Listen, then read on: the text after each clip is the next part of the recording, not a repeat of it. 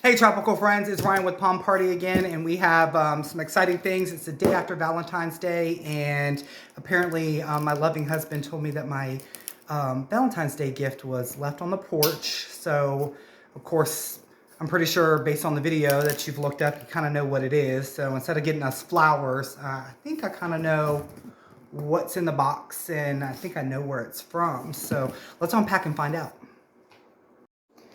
So something tells me there's something alive in here.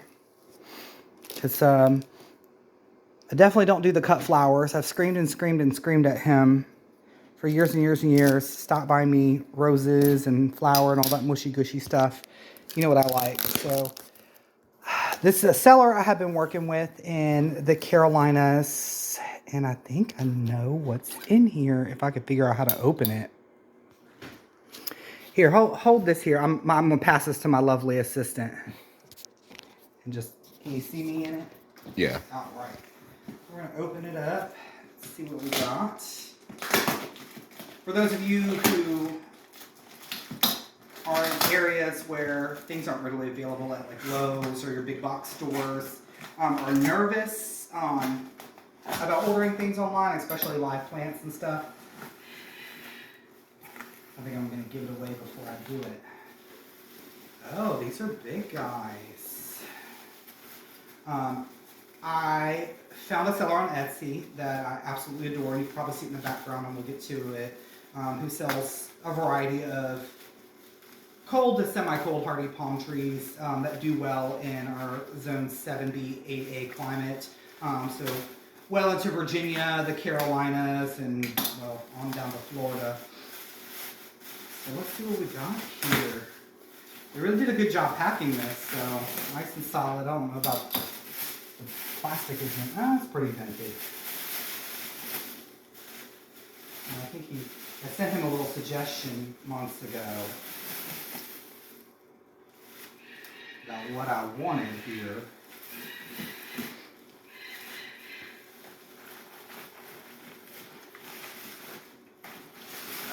Very nice job. Everything's kind of wet and moist.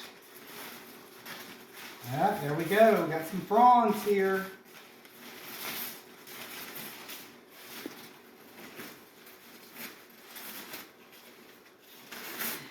Wow, these are even better shape than the first one I ordered. So yeah, here are two more joining our frond club. Washintonia robusta, aka Mexican fan palm, from the Carolinas. This seller, very trustworthy, great shipping, great communication, very healthy palms. So let's get these potted up and see where we get. All right, we got everything we need to get these guys potted up. When they're this young, I usually get one like this. It's got drainage holes in the bottom already, and it comes with its own little tray. It's about $7 from Lowe's. It's big enough for a temporary time, but these guys are fast growers, especially if you're going to get them to an age where you're going to put them in the ground, which I plan on doing in a little bit. But we'll start with our potting mix, just some Miracle Grow potting mix. I put it about halfway in the pot. Then let me grab some other things. So this is what I use. I know some people, want to use different brands of things, i.e. sand, mulch. There are a couple different variations, but this is what I'm doing. And so if you like where my success rate is, this is what I'm using. So I'm going to use perlite in here. I think this was probably $5.95 from Lowe's. And then of course we're going to put some peat moss in. I have used orchid mix or mulch, just regular old mulch. The goal is fast draining items. So we've got about halfway with the potting mix. So let's add some perlite up in here just to get it going. Probably gonna do just 25% perlite and 25% peat moss. Just get a good bunch in there. That should be good. Mix that up in there.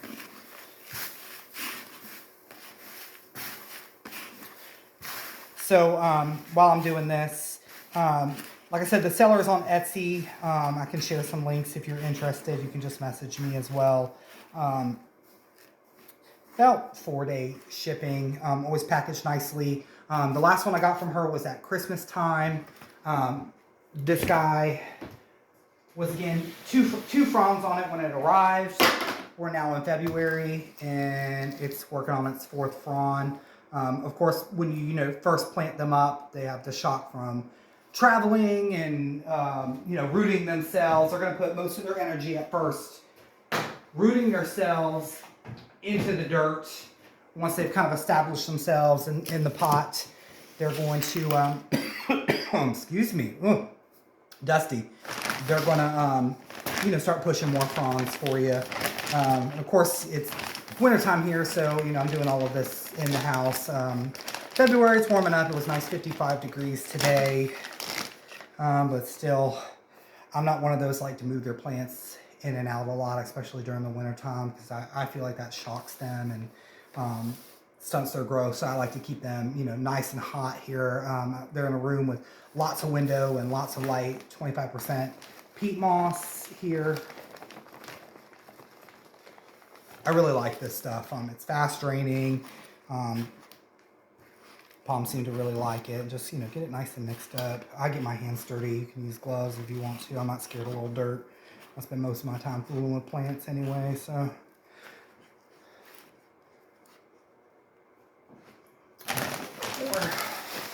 Fertilizer.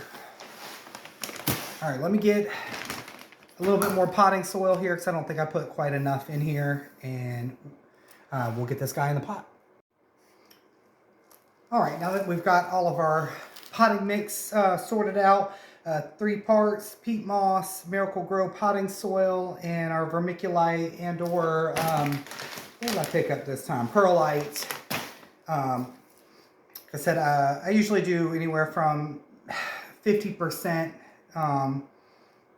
or a little bit more Miracle-Gro potting soil, and then the other 2 parts, 50-50 split for the rest of the pot. Like I said, good drainage is always key with most any palm. They like a lot of water and a lot of heat, but they also, they don't like to sit in water. They don't like things to be boggy or mushy. So let's get this guys out of their packaging here. Not to hit any roots. This one is a little bit bigger than the first one I got, so I guess later in the season, the more they grow. Oh, okay, I see how this is gonna go. So she had a 2-for-1 special. Buy one, get one. They were about $30 each.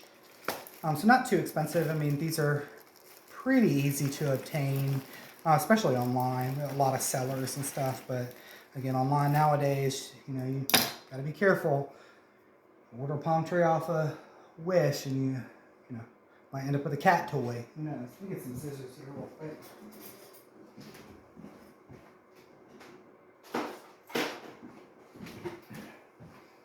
Probably should have the right tools for the job here, huh? But it looks like these roots, they were grown together in the same pot, which is not good. I might have to take a break here and unbind these. I don't know if they were grown from the same. Oh, so we got some. She packs them up with the gel to keep them nice and moist while they're in transit. Let's go ahead and I toss all that stuff away. Just throw that right in the garbage. Rinse it off here in the sink real quick. Sorry, I'm doing this off camera. Okay, they break apart just fine. This one has a lot bigger root ball on than the one I got, so this one will probably establish a little bit quicker than the one I got from Christmas time. So if you're following along and following that journey, let's see what happens with those. So now I'm gonna have to empty some of my dirt here in the second pot, because the last one had, not even half. It had a quarter of what this root ball has on it. So let's empty my dirt here. I'm making a mess in my kitchen. Hopefully we'll get this cleaned up before anybody gets home and knows I was doing this. Normally I do this in the garage, but the lighting out there is just terrible quality for any kind of video. All right, let's see what we end up with here. About right where it needs to be. Probably stand a little bit more. So anyway, you get the gist of things. Of course, you know, you want to make sure the roots can, you know, stretch out in the pot here. So what I'm going to do off camera real quick, so I'm going to empty this out. I'm going to set it down to where you want your dirt line to start, and then I'm just going to kind of fill in slowly. I'll move right back, okay? All right, now that we've got both of our Washingtonia Robustas potted up, again, make sure that you know, with the bigger root balls like this, spread out the roots, put them to the depth that they want to be in the pot, and then just start backfilling around it, giving it a little shake every now and then to make sure, you know, it gets real good into the root system. Apply a little bit of pressure and make sure it's right up to just where the root system starts coming out of this base here. You just don't want to make sure that there's too much dirt, you know, higher up, which can cause trunk rot and all kinds of other problems that you don't want to have with palms. And then it's time to give them a really, really good soak in the sink. A couple little tricks that I've learned from from other growers, especially zone pushers that are outside of, you know, your typical palm tree zones. Here in the spear, temperature is about 103, 104 water. Always, you know, if you have like a thermometer or something, test that, or, you know, make sure it's a little lower. Right down here in the spear, these are big heat lovers, especially the Robustas. They like a lot of heat. They tolerate a little bit of moisture, but most Robustas and the Filifera, they're in drier climates, so you don't have to worry so much about you know, spraying these or misting these like I have to do some of my subtropical and tropical palm trees. They are drought tolerant, but again, you know, when they're young like this, you want to give them the best possible care so they grow big, healthy, and strong. So you can get them out in your yard if you plan to plant them outside and protect them over winter. If you're, you know, outside of zone 9.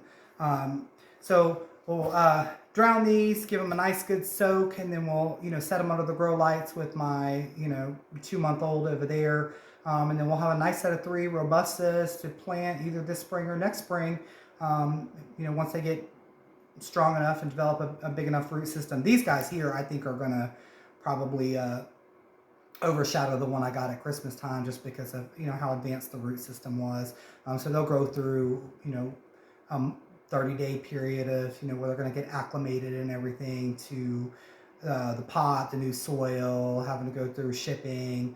But they should start, you know, this one's already got, it had a little baby frond. Mine had 2 on it just like this and a little baby frond like that. And now it's done pushed that whole frond out, and it's, you know, working on another, it's about to open its 4th frond now. So, you know, except they're very fast growers. I have a guy that is more on the ocean front in Virginia Beach, not too far from where I'm at. He specializes in windmill palms and things like that, but had a Robusta in his yard. Unfortunately, it did not, he didn't protect it, and it didn't do well over the winter time. He said he started it from seed 3 years ago, and the trunk that was left was as tall as I am, so about, you know, little over 5.5 feet. So that's, you know, incredible how fast these guys grow if you really care for them and give them a great start. So if you're thinking about doing Washingtonia Robusta or Filifera, I highly recommend it. I personally like the Robusta, just especially for their growth rate and being able to tolerate a little bit more of a moist environment, since I am coastal on the Chesapeake Bay, so it does get quite humid here, especially over the, you know, spring and autumn months, and in the summer we stay at a constant 75 plus humidity outdoors. It's really rare that we don't. So these guys tend to fare better. I heard that the Filifera, there's another gentleman in the Norfolk, Virginia Beach area that says he has better success rate with cold hardiness for a Filifera than a Robusta. I'm not quite sure, you know, where the research and science is on that. And again, it also comes into play. My personal opinion is where your palms come from and where were they bred, and where do their seeds come from. I always try to get, especially my cold hardy palms, no further south than North Carolina, because I know that they have been bred and raised, especially with folks for many, many years. I have a Trachycarpus fortunei from the gentleman in Virginia Beach. He's been doing them for almost 2 decades, and has basically raised his palms from seeds, and they've naturalized in his yard. And so I picked 2 of them in a 3-gallon pot. And January, after I picked them up, we had, a couple nice warm days, and he was like, put them right in the ground. I'm in a new build home, so I've got a lot going on. I've got a hot tub being delivered. I've got some decking things, and I want to put a lot of these palms, around areas that construction need to go.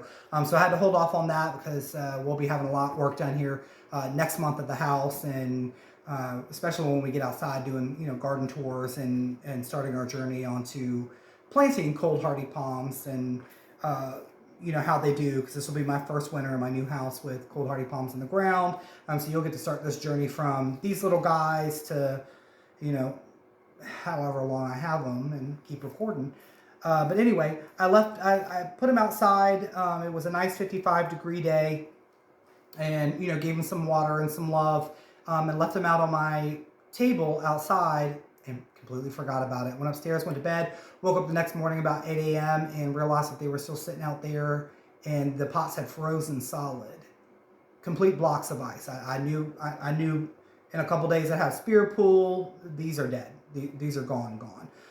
So I had messaged him and was like, yeah, I messed up pretty bad. I'm probably gonna have to be coming down and get some more palms from you.